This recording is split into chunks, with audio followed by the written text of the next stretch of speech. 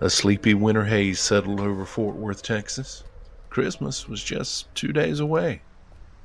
It was the kind of day wrapped in the scent of pine needles, car radio jingle songs, last-minute shoppers scurrying through the corridors of Seminary South Shopping Center. But beneath the season's sparkle, something darker was waiting. Lisa Renee Wilson, just 16, was buzzing with anticipation. She had a party that night, a boyfriend she adored, a brand new promise ring on her finger. Her friend, 17-year-old Mary Rachel Trelicia, married young and already navigating adult life, had offered to drive, and tagging along, Julie Ann Mosley, just 9 years old. Young, eager, and hoping to break the boredom of a holiday break. By noon, the girls retrieved gifts from the Army-Navy store and made their way to the mall. Rachel parked her Oldsmobile near Sears, top deck. They walked in together, smiles, laughter, plans for the evening, and then silence. When evening arrived and the girls hadn't returned, their families began searching.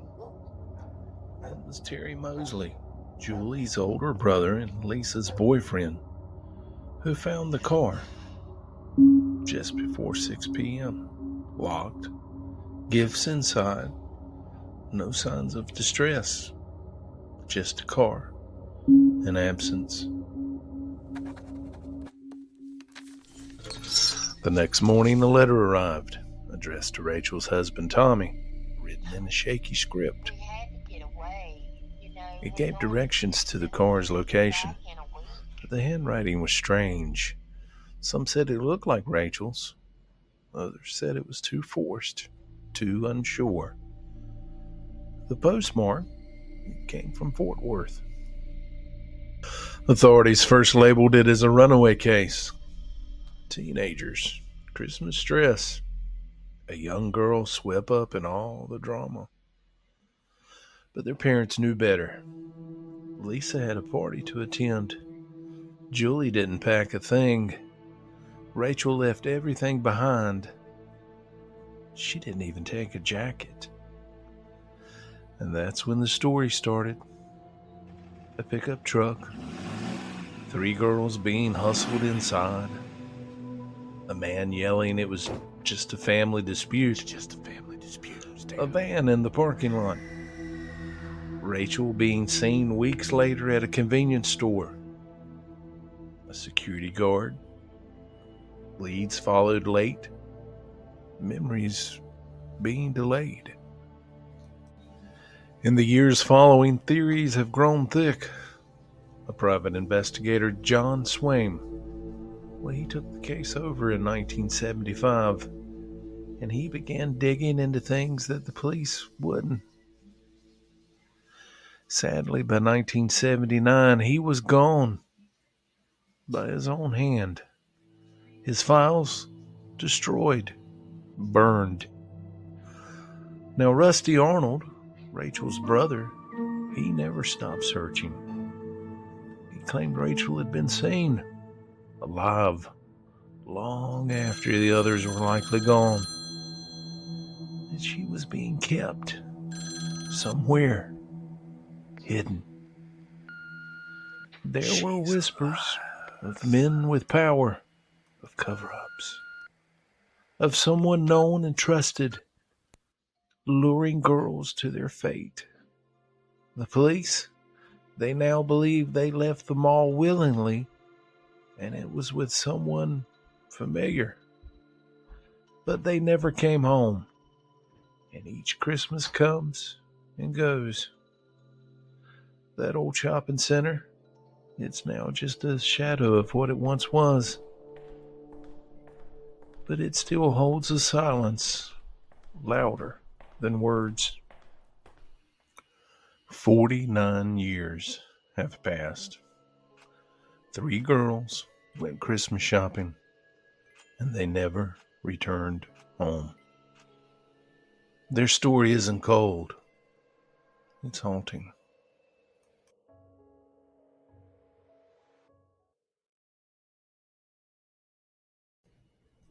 On July 6, 2000, 20-year-old Billy Joe Hughes, known to her family friends as BJ, made plans to visit with friends in Williamston, a tight-knit town nestled just north of Pelzer along South Carolina's Highway 8.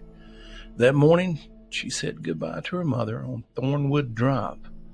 Her mother, a local woman who depended on BJ daily because her sight had gone. Her spirit simply tied to her daughter's care. BJ caught a ride from the Williamston Curb Market and asked to be dropped off near the intersection of Highway 8 and Highway 20 in Pelzer. It was reported that she walked toward the payphone there, and that was the last confirmed sighting of her. BJ's mom wasn't immediately alarmed. BJ was expected to go on a beach trip with a friend and his family. A week later, when the group returned and BJ was nowhere in sight, panic set in. To make matters even worse, BJ vanished without taking any belongings. No purse, no phone, no jewelry, just everything she needed to support her mother left behind. Described at being between 5'9" and 5'10", around 190 or 200 pounds, with brown hair and brown eyes. BJ was tall and caring, born to care for her mother and others, and she was known to check in often. Investigators believe she knew her ride well. The Anderson County Sheriff's Office revealed there are likely two people of interest. They were last seen with BJ, and that she likely trusted them, given she got out of the car to use the payphone. Footage from the Pelzer Exxon suggests BJ made it there around 2 p.m. Witnesses overheard her plans to call for a ride home. Yet she disappeared into thin air. Over the years, her sister Teresa says she didn't deserve what happened to her. There's no way BJ wouldn't have called her mother. Someone needs to pay. BJ's mother unfortunately passed away in 2004, still searching for answers. And her father? Well, he never returned from military service to comfort them. The Anderson County Sheriff's Department continues to urge anyone with information, no matter how small, to please come forward. BJ's DNA profile is entered into the NamUs and the FBI's NCIC database. Investigators do believe that after all these years, someone out there still holds the missing piece.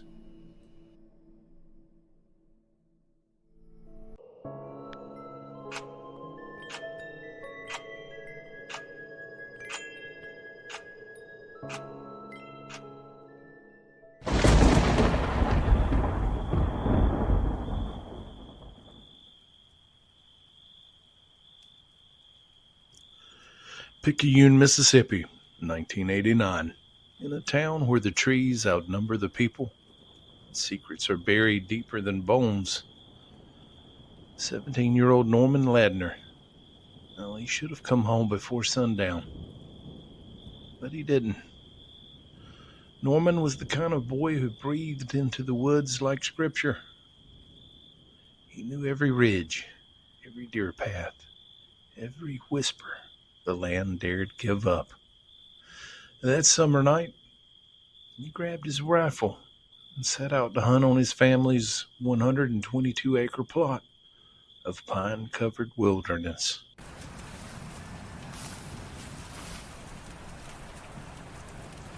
By 7:30 p.m., when twilight spilled across the treetops like honey, there still was no sign of Norman. His father took a flashlight and he went looking.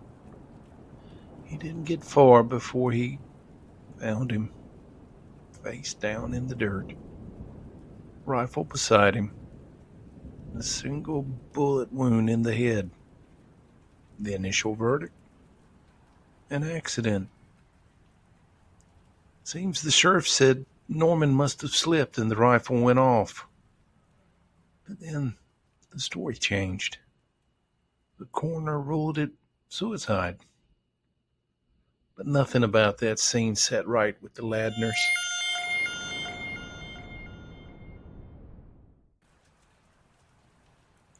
Norman had plans: college, the family farm, life. He left that house with over $100 in his wallet. When his body was found, that wallet was gone. There also was a fresh cut on his forehead that no one could explain. No bullet was ever recovered by the investigators. No fingerprints lifted from the gun. The Ladners, refusing to accept what they were told, they returned to the scene themselves. And what they found cracked the case wide open. That is, if anyone had have wanted it cracked open. You see, buried in the pine needles, they discovered a bullet. Still sticky with blood and hair. But the caliber didn't match Norman's rifle. Near the body was something else. A strange black device. Small, metallic, cold. They bought it to a neighbor who just happened to be a former DEA agent. And he told them it was a radio transponder, commonly used by drug runners to signal low-flying planes for drop-offs.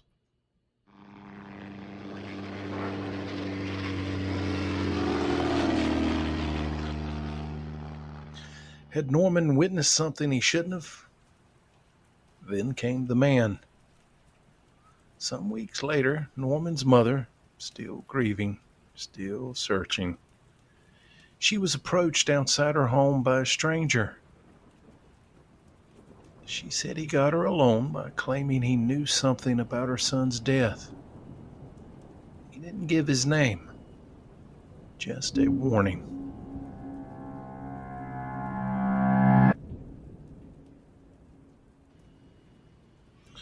And what he said was chilling. Don't open this case back up. You have other children. I suggest you raise them for your own good. You will never find the person who killed your son. She tried to speak again, to ask questions, but he simply turned and walked away, and she never saw him again.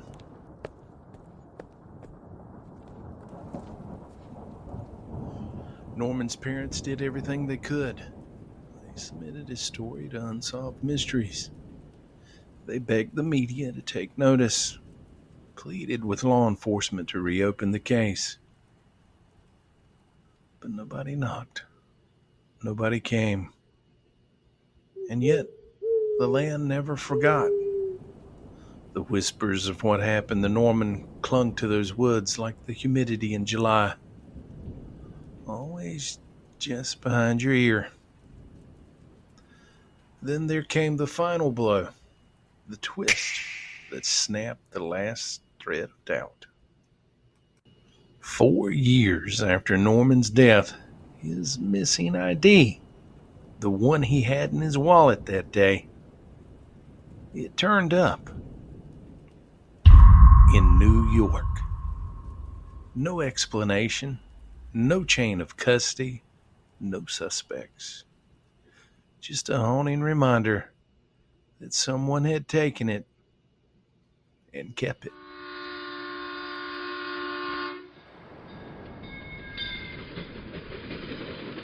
It confirmed what the Ladners always believed. Norman didn't take his own life. Someone took it from him. But who and why? Some say the land near Picayune was being used to funnel drugs, off the radar, tucked beneath the wings of night flights. Others whisper of rogue agents Government black ops, eyes in the sky that see too much and say way too little.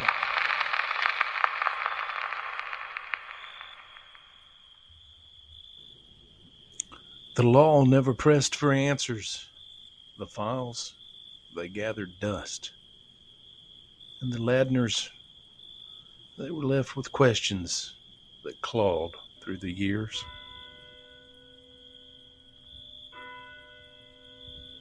It's been decades since Norman Ladner walked into those woods that final evening. The pines, they've grown taller, but the air still carries weight out there. A stillness, unnatural, and listening. Some say if you stand quiet long enough at the edge of the tree line, you can hear a faint buzz of static, like the strange little radio never stopped transmitting. And somewhere out past the trees and time, there's a name that no one dares speak, a secret too dark for the daylight. But the pines remember, and so do the Ladners. This has been the Bucklesbury Lemonade Podcast. If you have any information regarding this case, please contact the proper authorities.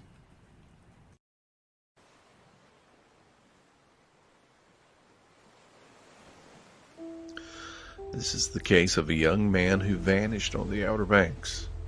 A man whose boat was considered unsinkable, yet not a trace of him or his vessel was ever found.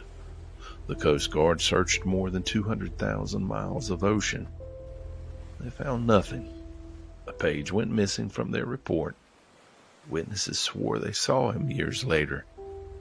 And his own mother believes he got tangled up in piracy, drugs, and a conspiracy that stretched far beyond the Carolina coast. This is the story of Jeffrey Mays and a mother's lifelong search for her only son. How does someone disappear from an unsinkable boat and still cast a shadow over the Outer Banks decades later?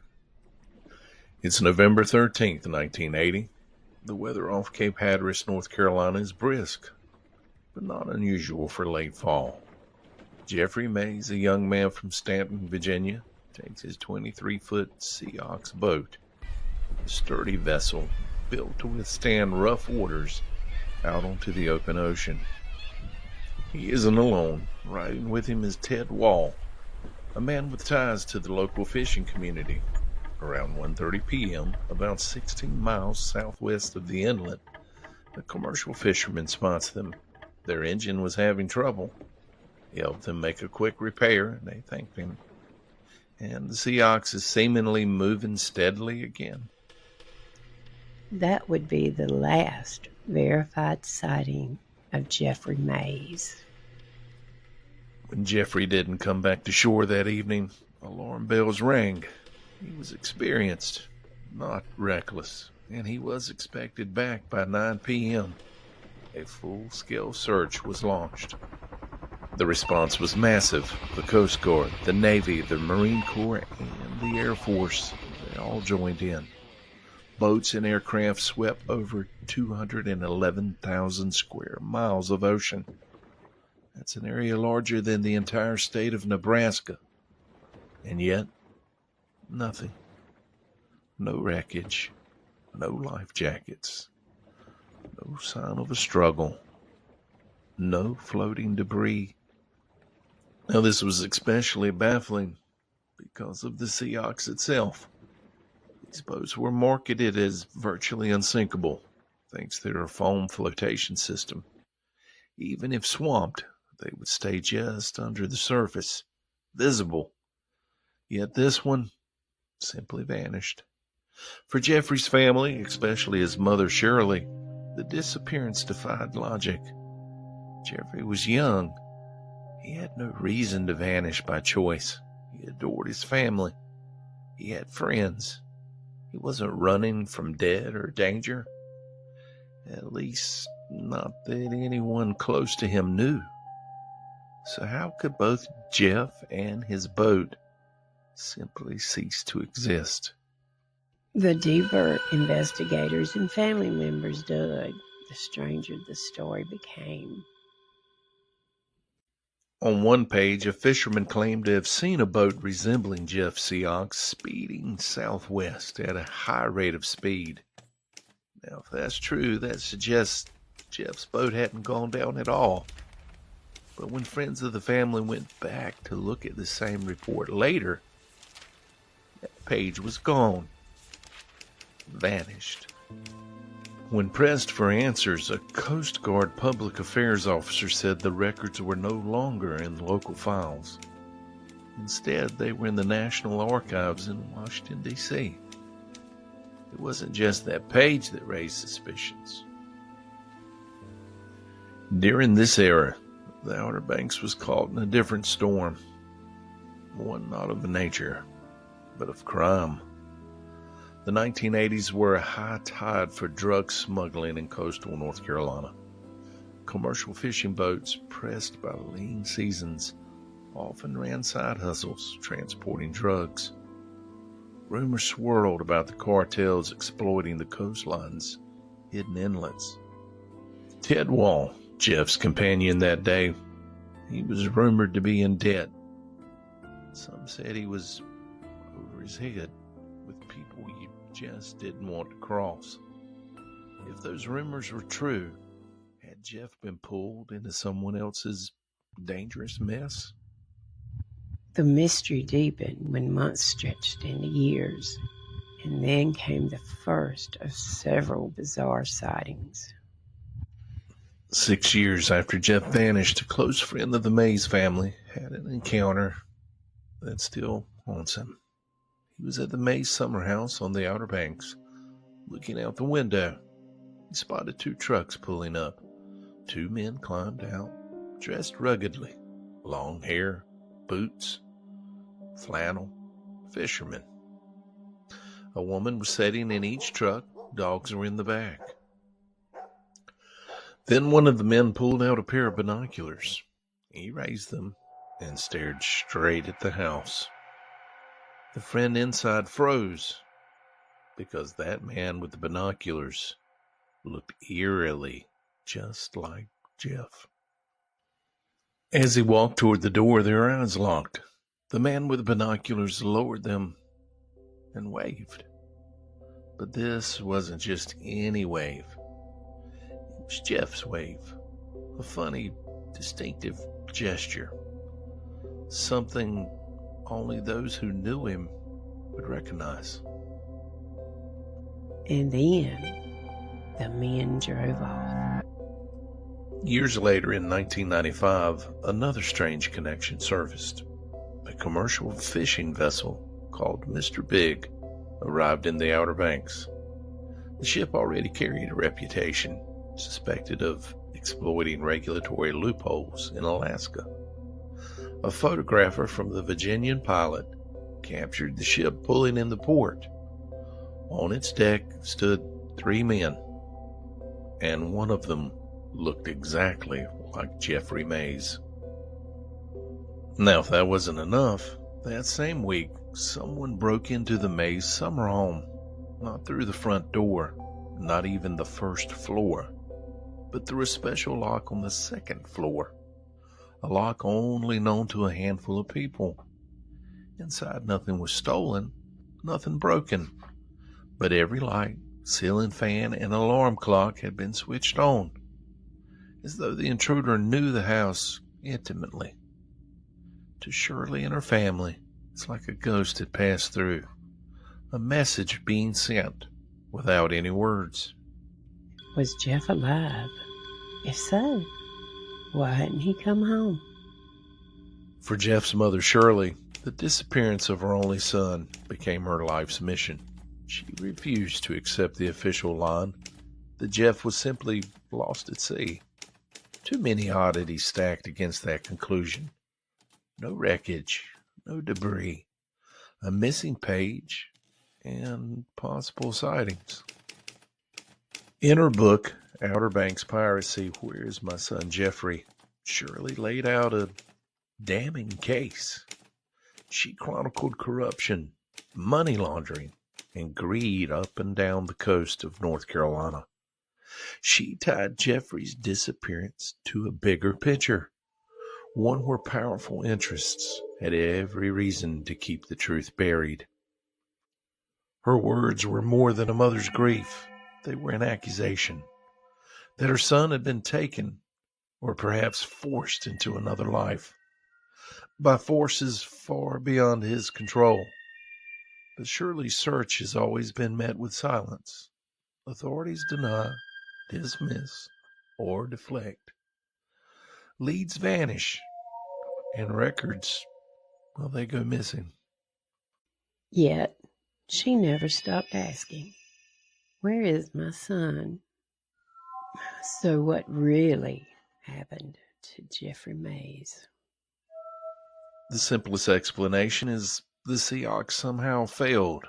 Jeff and Ted drowned and the ocean swallowed them whole. But this theory, well, it feels weak. Those boats were designed to float, even swamped. And with no debris, no life jackets, no oil slicks, does that theory really hold water? Some suggest foul play. The Jeff got pulled into Ted Wall's debt. Maybe smugglers or criminals took control of the boat. Maybe the Sea Ox was sunk deliberately or repurposed. That missing page from the Coast Guard report about a speeding boat, that could back this theory up. Another theory would suggest voluntary disappearance. The sightings, the wave, the photo on the Mr. Big, that eerie break-in, they all suggest Jeff may have staged his own disappearance. Perhaps he fled to Alaska, forced into a life where returning meant endangering his family. And could it all be just one big cover-up? The Coast Guard files, that missing page, the lost records. Was Jeff's disappearance tangled into something bigger? A drug smuggling operation, maybe? A botched military or Coast Guard encounter? Something powerful enough that the truth had to be erased. It's been over 40 years since Jeffrey Mays vanished from the waters off Cape Hatteras. His boat was unsinkable. His case is unforgettable. And yet, the answers remain out of reach. For Shirley Mays, the question isn't just where her son is. It's why no one in power seems willing to help find him. If Jeff is alive, what's keeping him away? And if he's gone, why is the truth buried deeper than the ocean floor? This was the story of Jeffrey Mays. Somewhere out there, the ocean, it still holds its secrets.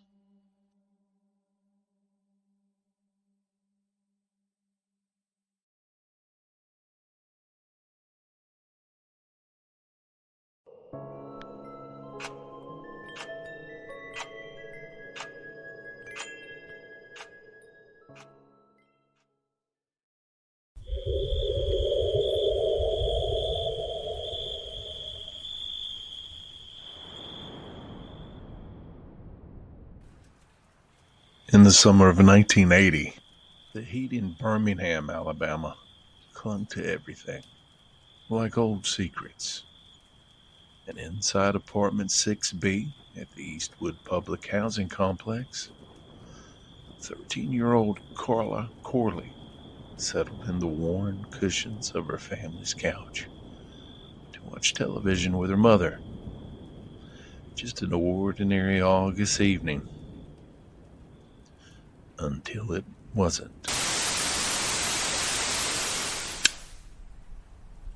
Around midnight, Carla's mother retired to bed. She recalled nothing out of the ordinary. No knocks at the door, No footsteps in the hall. But by morning, something was wrong.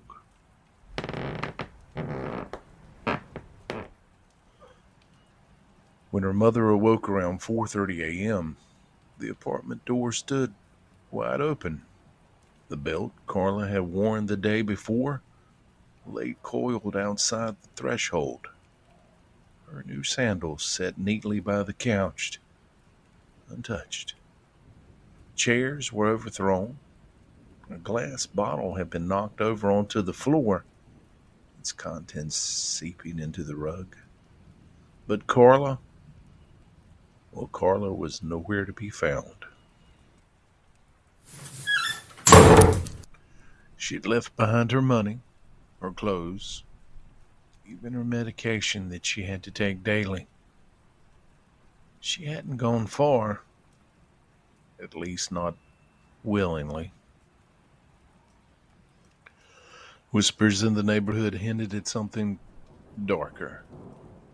Just weeks before, Carla had confided in someone about a troubling encounter out by Lake Purdy. Something no female, let alone a child, should ever face.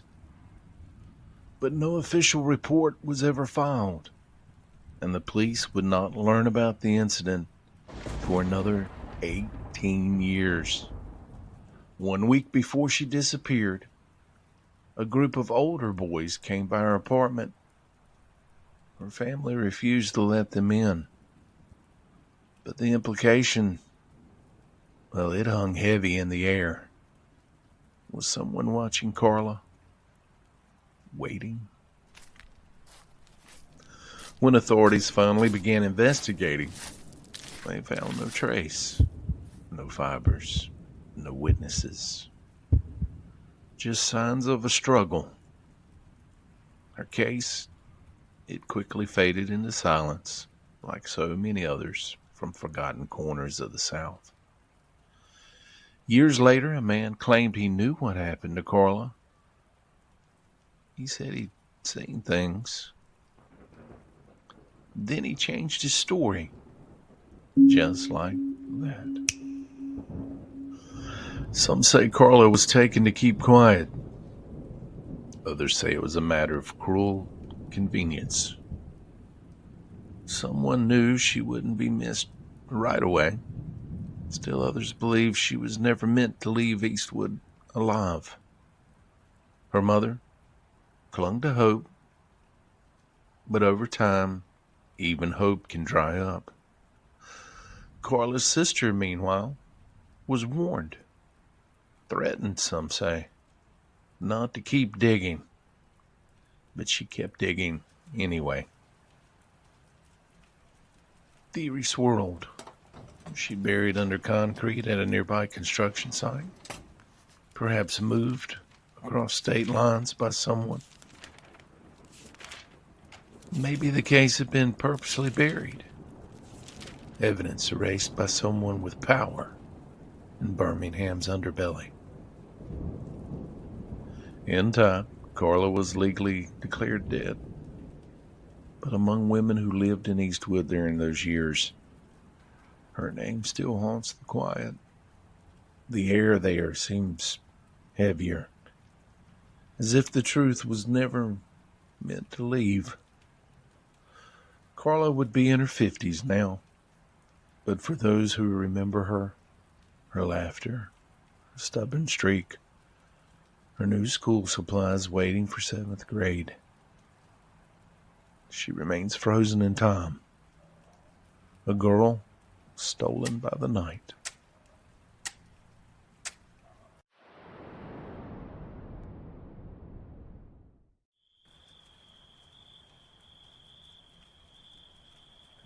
Brookwood, Alabama, 1988. A town brushed with pine and red clay, where the air gets thick with secrets come July. That summer, Brenda K. Green, 17, told her mama she was heading to visit some friends up in Abernett, 10 miles northeast near Highway 216.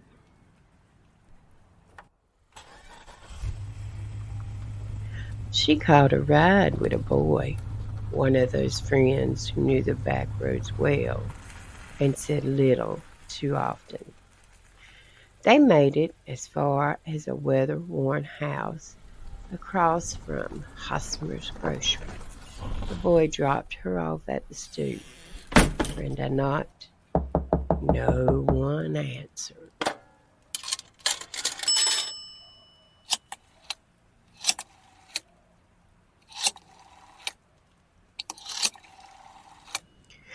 She waited and waited. By 9:30 that night, she called home. Told her mama she'd be home late.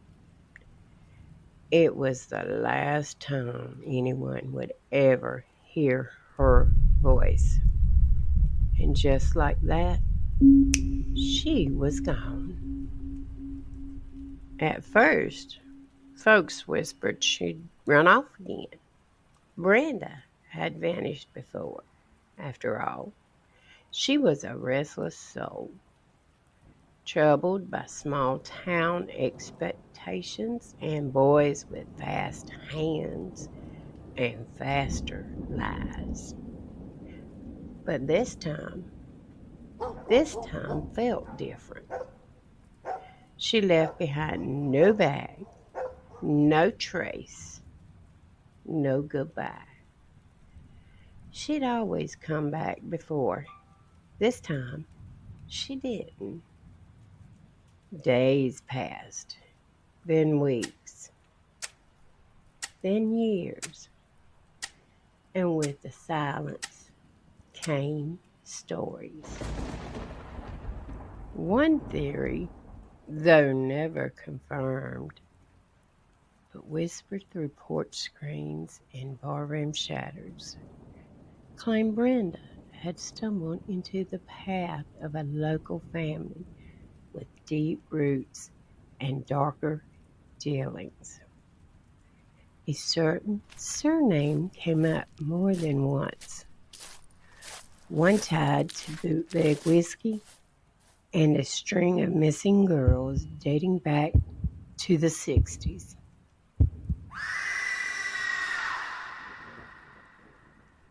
Another rumor that she'd witnessed something out near the old strip mine, a meeting she wasn't meant to see, involving men in uniform and something buried. There were even talks of her being seen hitching near the state line, barefoot and dazed. But no report ever stuck.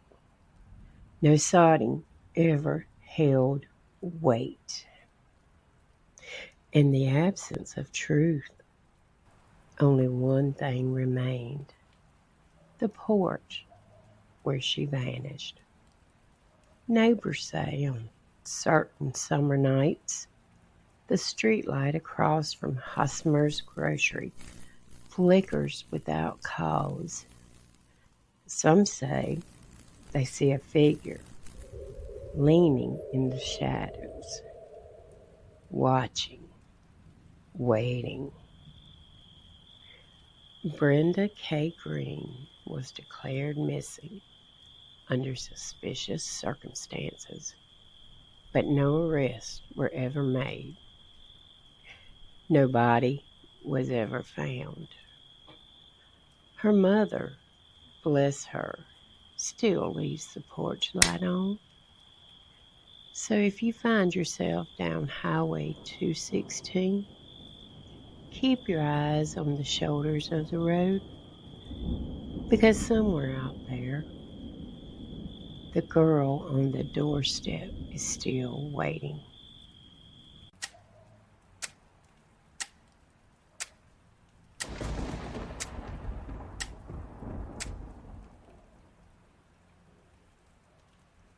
In the sleepy heart of Greenville, Alabama, the morning of June 6th, 1984. It was already warm by 9:30 a.m. Sherry Lynn Marlar, just 12 years old, tomboy tough and full of grit, stepped out of the First National Bank with a single dollar bill clutched in her palm. Her stepfather, well, he'd sent her across the street for a soda while he wrapped up important paperwork inside. It was only supposed to take 5 minutes, 10 tops.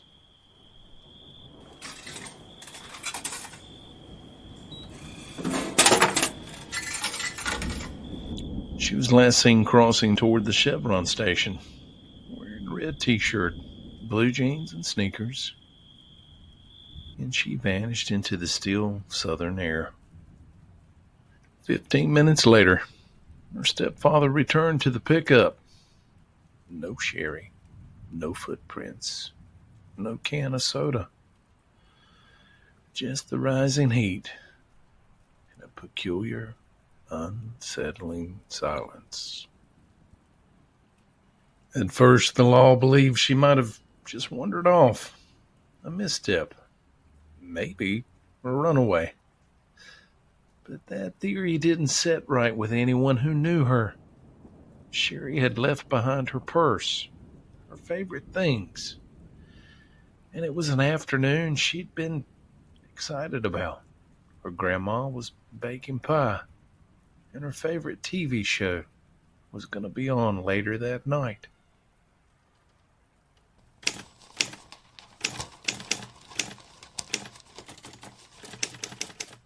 Then came the sightings, odd ones. Witnesses from St. Stephen's, Alabama, from Conley, Georgia, even New Orleans. Each time, Sherry wasn't alone. They said she was with a man, about 50, husky, weathered like an old pine. One woman said she heard Sherry call him BJ. Another described the child as dazed and disheveled, like someone living just out of focus.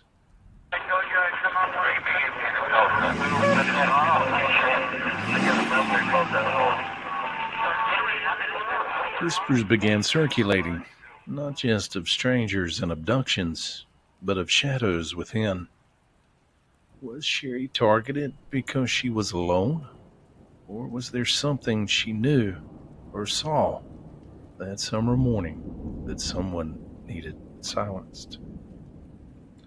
A few locals muttered about old truck routes and makeshift campsites off two-lane highways.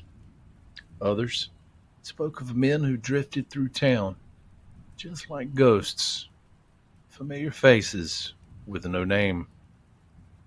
One tip even suggested Sherry had been smuggled across state lines, trafficked under a name not her own.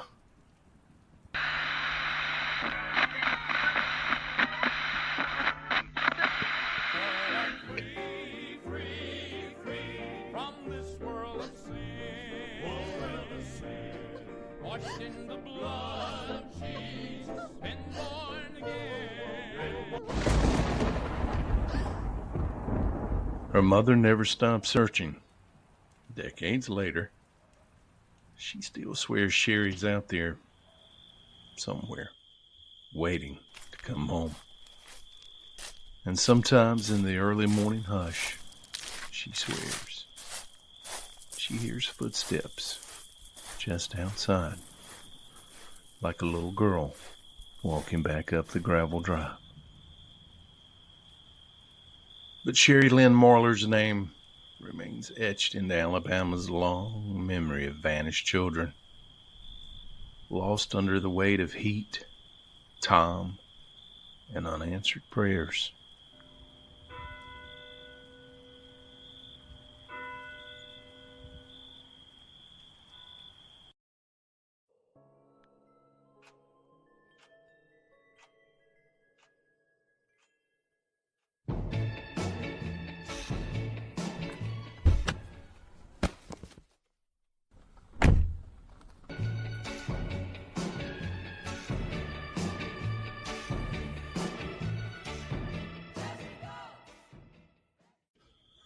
The oppressive heat of an April afternoon in 1960 pressed down on Pantego, North Carolina, clinging to the thick woods that bordered U.S. Highway 264.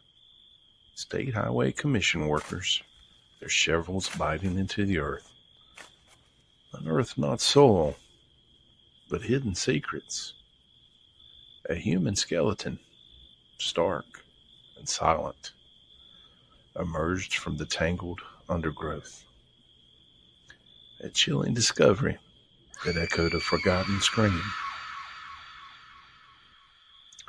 The Beaufort County Sheriff's Office arrived, their official presence in stark contrast to the quiet horror of the scene.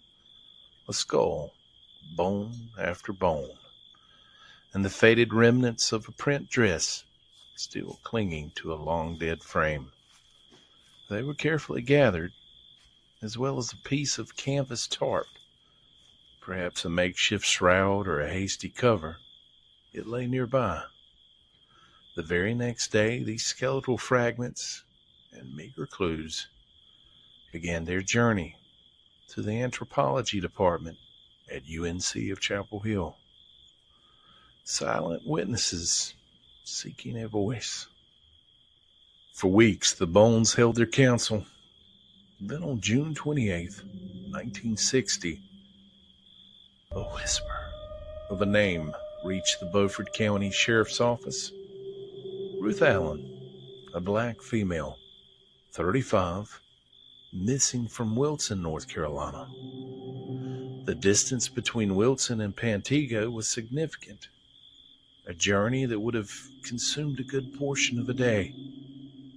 This detail begs a chilling question. Why? Why Pantego? Was this desolate stretch of woods known to Ruth Allen? Or perhaps to her killer?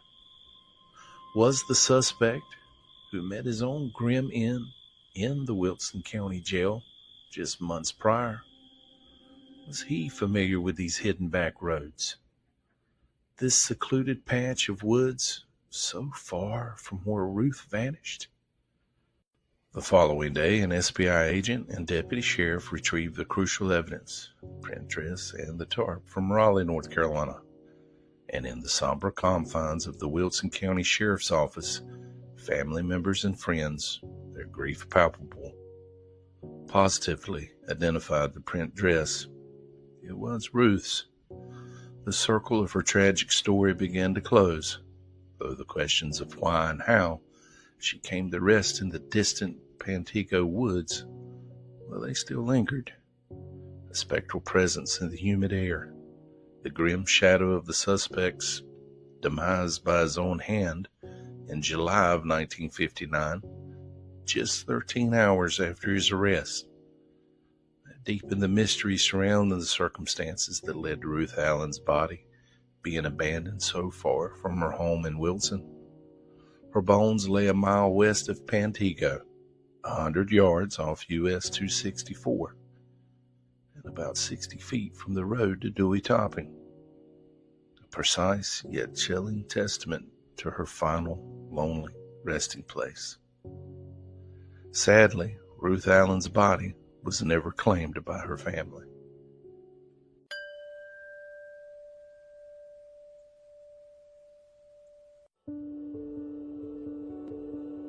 It was a quiet Wednesday morning in Kinston, North Carolina, February 28th, 1996. 50-year-old Tommy Lee Walters had just stepped out of his home on Heritage Street. He wore a brown coat over a plaid shirt, brown pants, white shoes. Outside his car, a 1979 Chrysler station wagon, he waited patiently.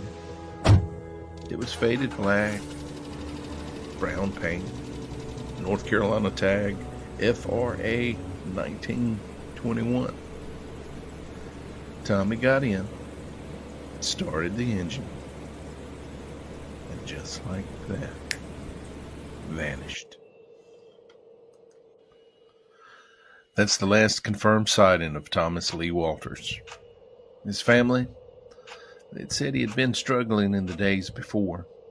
Quiet, withdrawn, possibly depressed. But no one suspected he'd simply disappear. He left no note, took no luggage, and didn't tell a soul where he was headed. His car, it's never been found.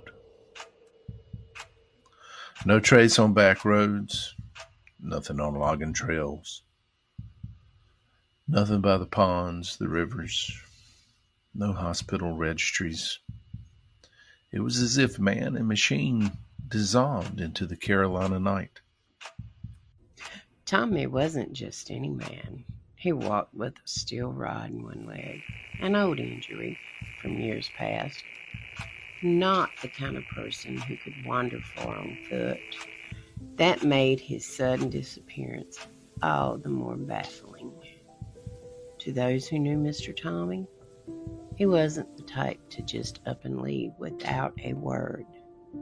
Some believed he might have gone off to clear his mind.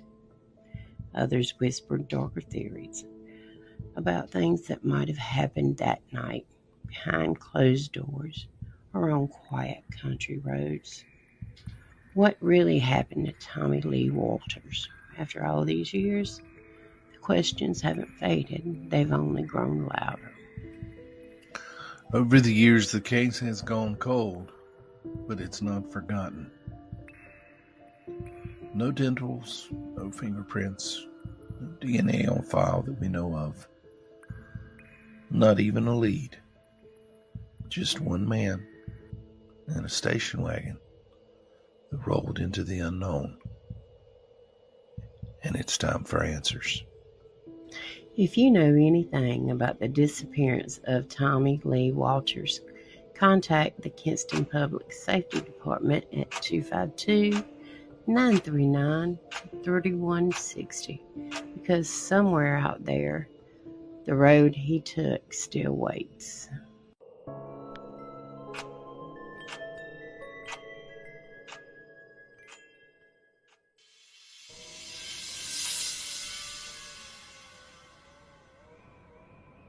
New Bern, North Carolina, September 4th, 1990.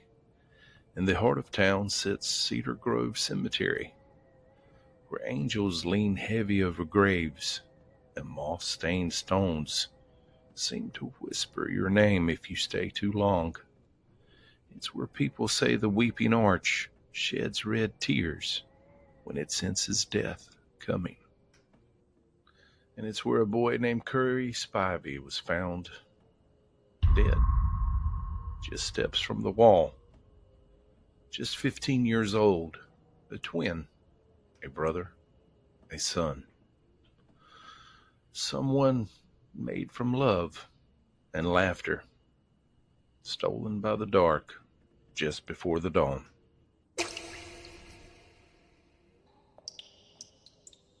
His sister Kareem, she says she felt it. Every cut, every wound. She lay in bed across the street from the graveyard, waiting for Curry to pick her up for their first day of high school. But that morning, only silence came. She says she heard him, really heard him, calling her name into the night. She thought it was just a dream. She thought she was just going crazy. But when morning came, Curry was gone. And by daylight, the graveyard, well, it held more than just ghosts.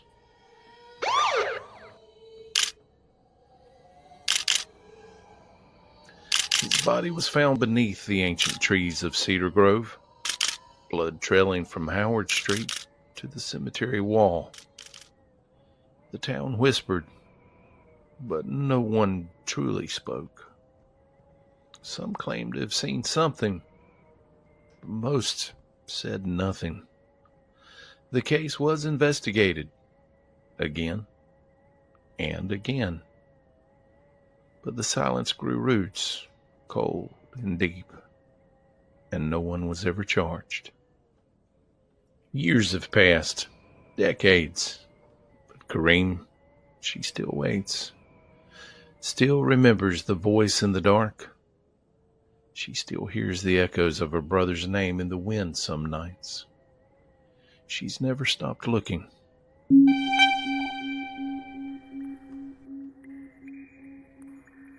They say the weeping arch cried that night, that a red-stained droplet hit the stone path as Curry crossed under it. And the old folks say if that happens, well, you're marked for death. But legends don't kill. People do.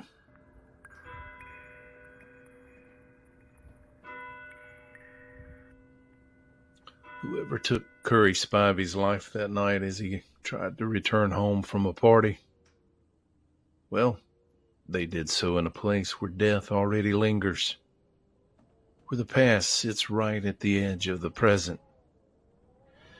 Maybe they thought the graveyard would keep their secret.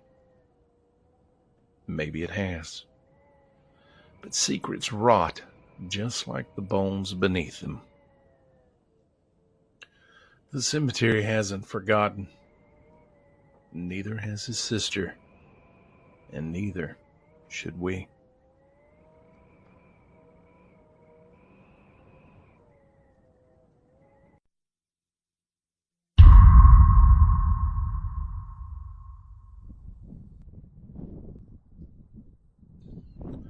The biting chill of Christmas Day, 1956.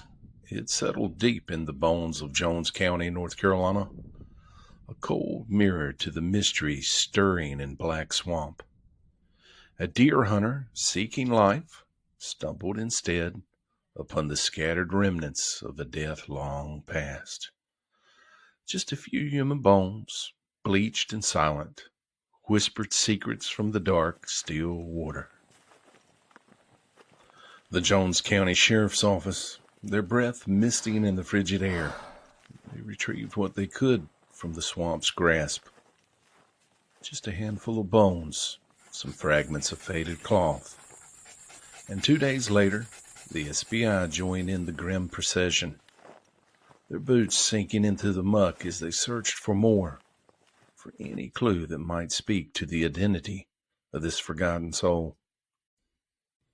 18 to 39 years old, a white man, reduced now to bones and threadbare fabric. His name lost to the cypress knees and the whispering swamp grass. Seems no one knew his story. No one mourned his absence.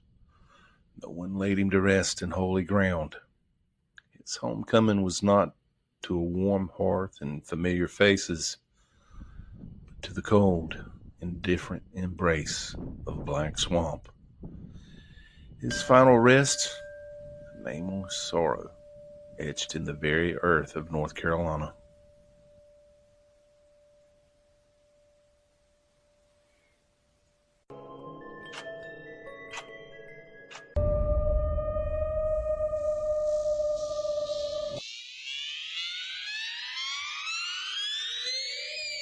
Havelock, North Carolina. The summer of '92 bled into August, thick and green and hot enough to make the very air ache. Folks mostly recall the way the sky hung low, bruised purple and copper at dusk, or the special stillness of the baseball field down by the tree line, where the shadows stretched long enough to swallow a man whole. That's where they laid eyes on her last, Camille Whalen. 25 years old, no fixed address, just a whisper of a woman carried on the currents of forgotten back roads. Her eyes, they say, held the soft, lost look of someone with nowhere in particular left to go. The earth claimed her beneath the stoop of an old oak, strangled and stabbed, left in the red clay like an unwanted secret meant only for the dust to keep.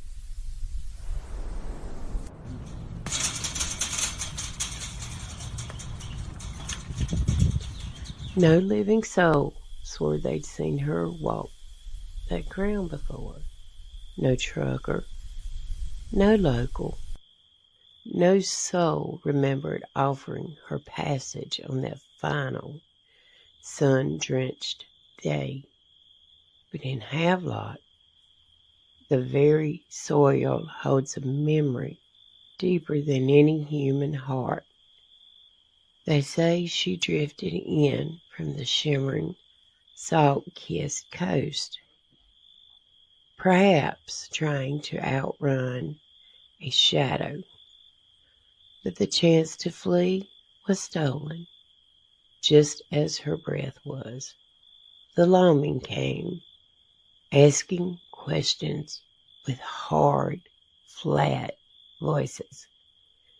Marines from the nearby base, their youth sharp against the languid heath, were made to stand accountable.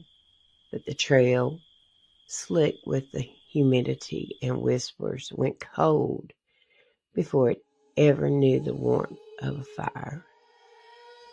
There were no witnesses to speak of, just the lengthening shadows of the pines in a silence so vast it felt like a presence.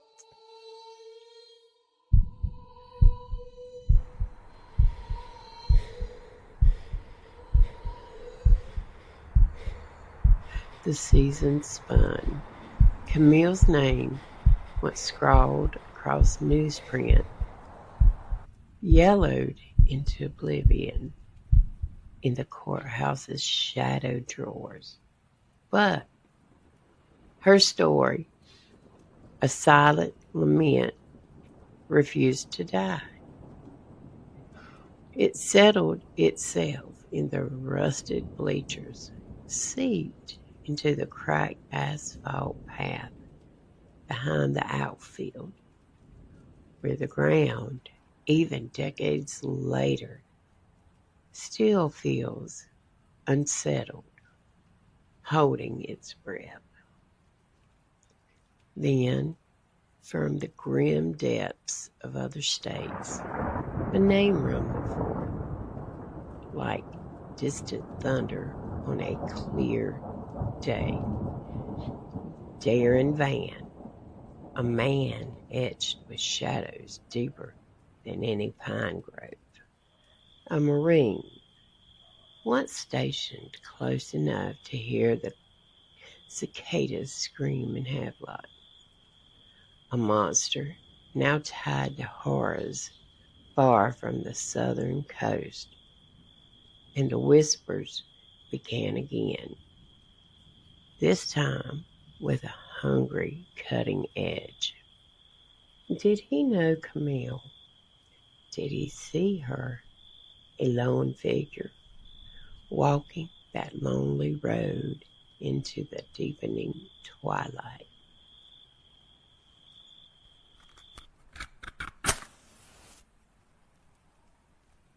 The authorities, tight-lipped and grim, won't speak her name alongside his. Not yet. But her forgotten file has been pulled from the dust.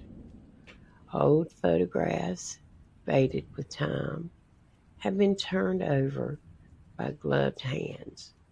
New tests run on things long buried, stirred from their slumber. Still, in Havelock, time drags slow as molasses, and the town's ghosts speak only in riddles woven from pine needles and the damp earth. Some old-timers swear that when the night's breath is still and the dim lights at the ball field flicker without cause, you can still hear the soft, scuffling footprints on the gravel behind third base. A faint hum, like a woman singing beneath her breath, forever waiting for a ride that in the end never truly came.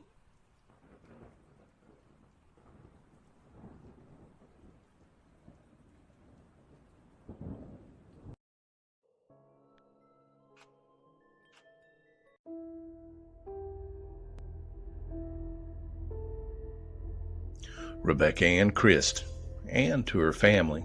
She was just 23 years old when she disappeared in Stanton, Virginia, May of 1988. She had a 2-year-old son she adored.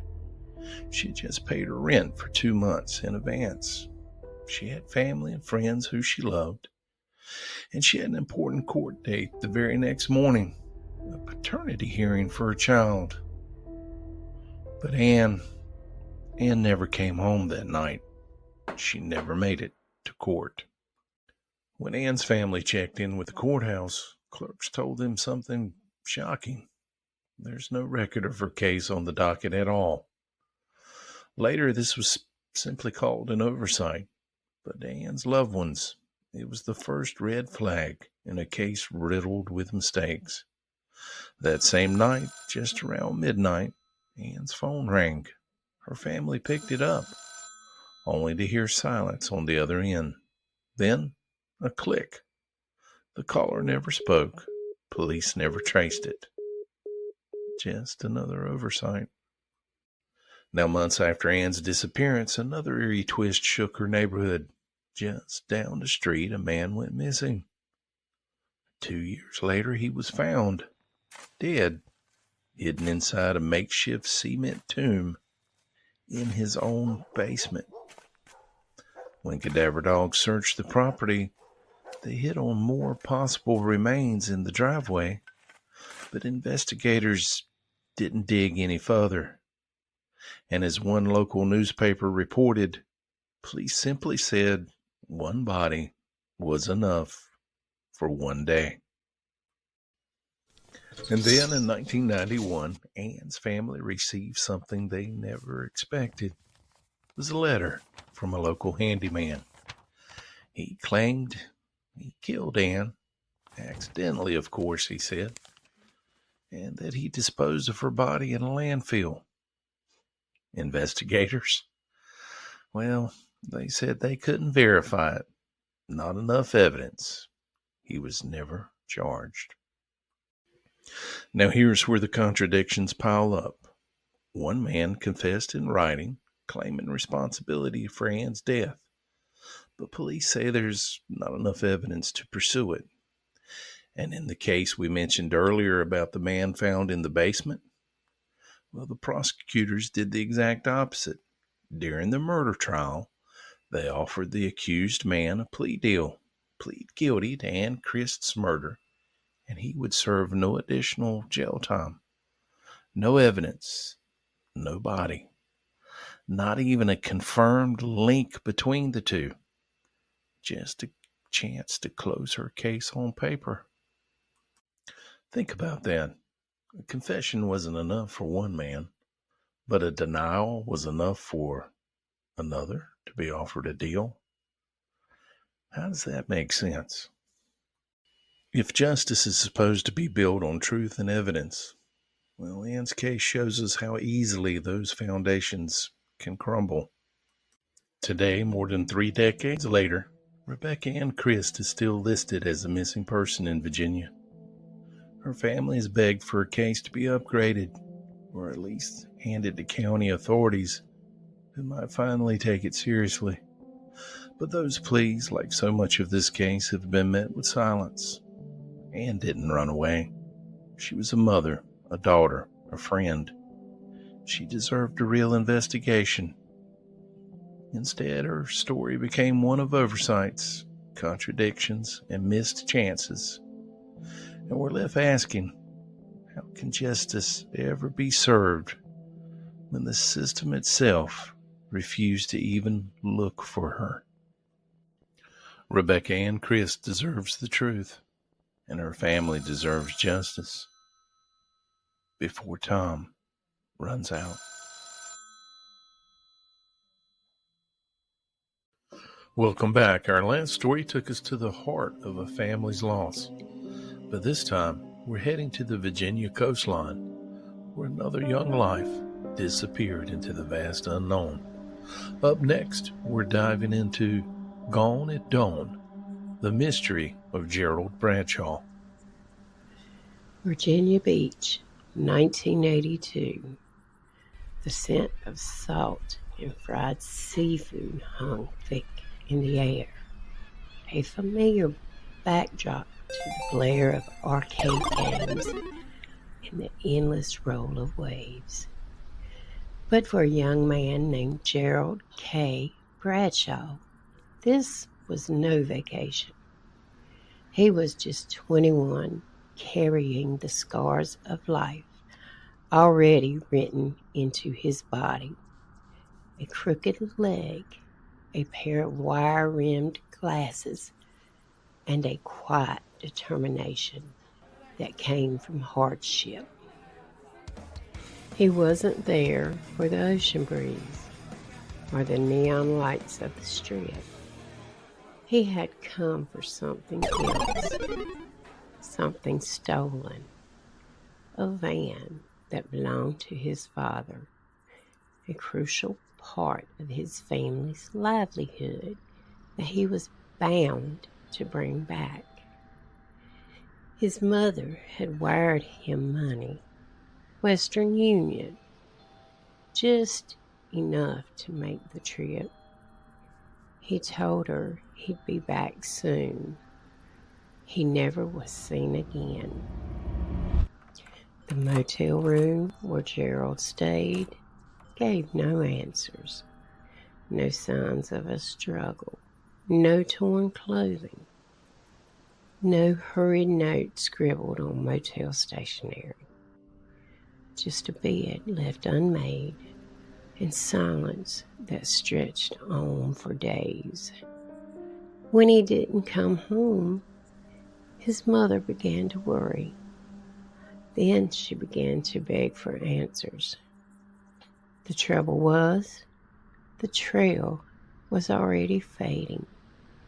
Some said Gerald had gone west, toward Texas, still chasing after that stolen van. Others whispered something darker. Virginia Beach in the early 80s was a crossroads for more than just tourists. Stolen cars and dangerous deals passed through like the tides. He could have just gotten in with the wrong crowd, or perhaps seen something he shouldn't have.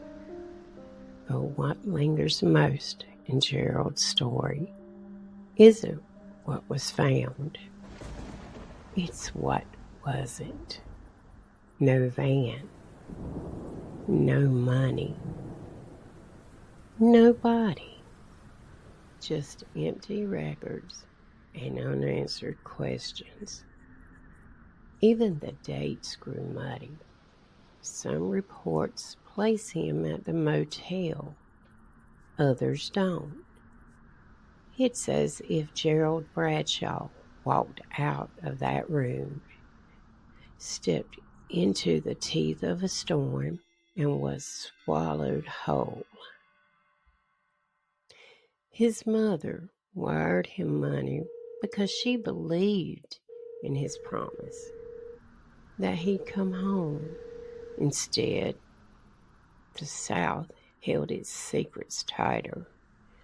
There were whispers that Gerald had gotten too close to men with debts, a world of illicit deals where a debt of life could be paid in a moment, that the crooked leg that slowed him in life was no match for the cruel quickness of violence. And then, like so many others across the South, Gerald's case began to slip into the cracks. Fewer headlines, fewer questions, until it was nothing but an entry in the missing persons files, another name fading into paper and dust. But here, on nights like this, his story stirs again.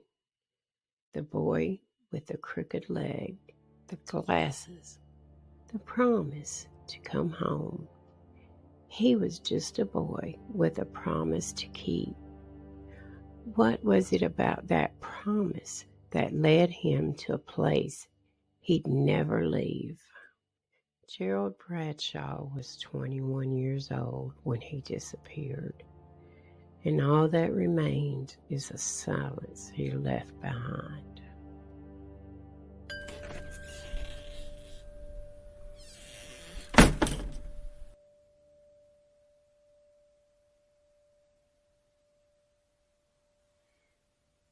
Stay tuned, because up next we're going to a different kind of darkness, one that arrived on a quiet street in Newport News. With a knock at the door, the disappearance of David Blockett, a trusted voice, and a stolen child. December 11th, 1980, Newport News, Virginia. It was a season of light and hope, with the promise of Christmas just around the corner.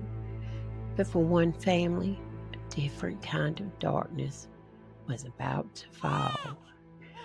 On a quiet street, inside a modest home, a young mother answered the knock at the door.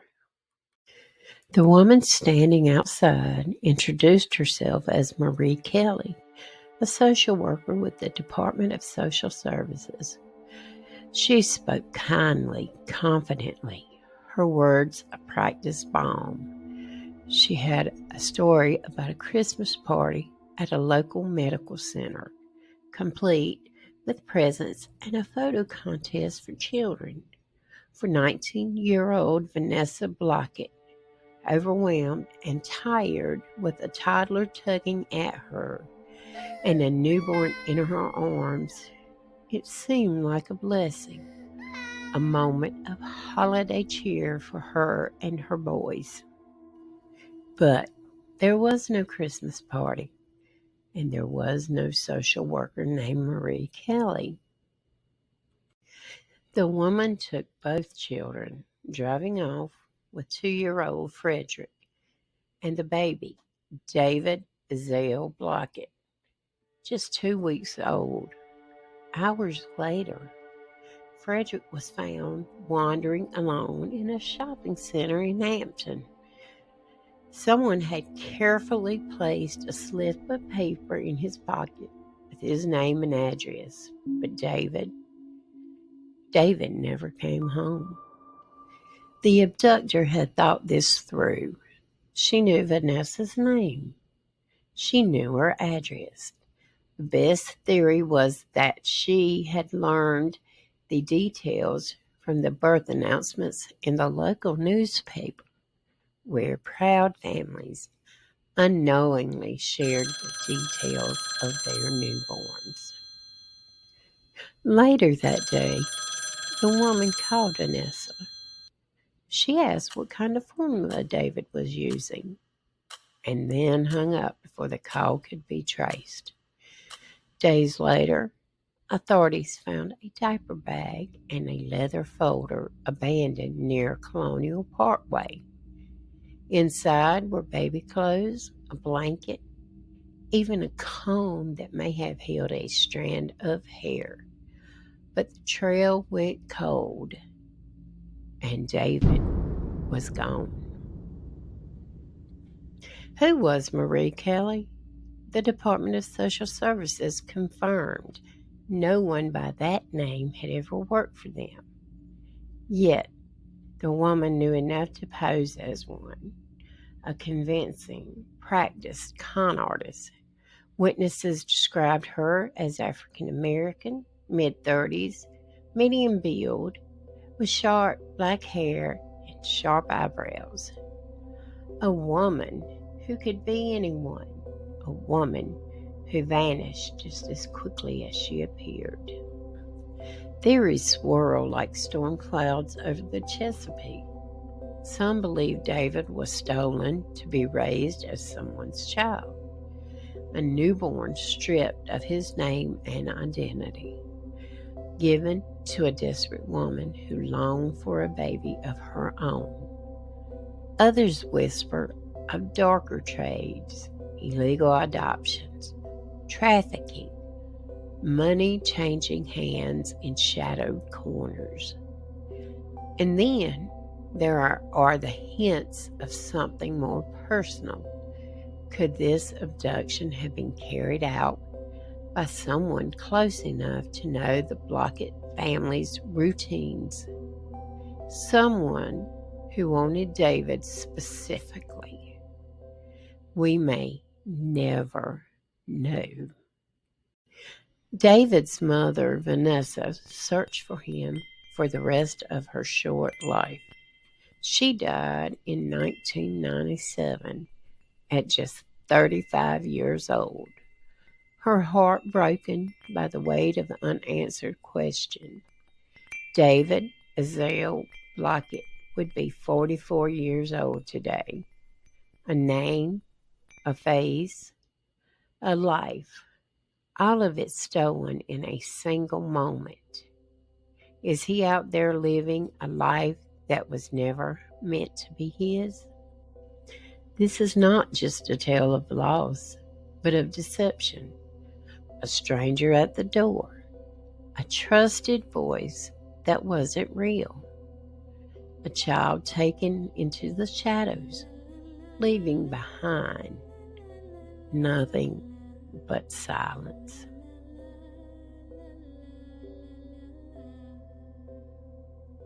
And finally, we close our journey through the vanishing points of Virginia with a story that began with a vacation and ended in a mystery that has haunted a family for decades.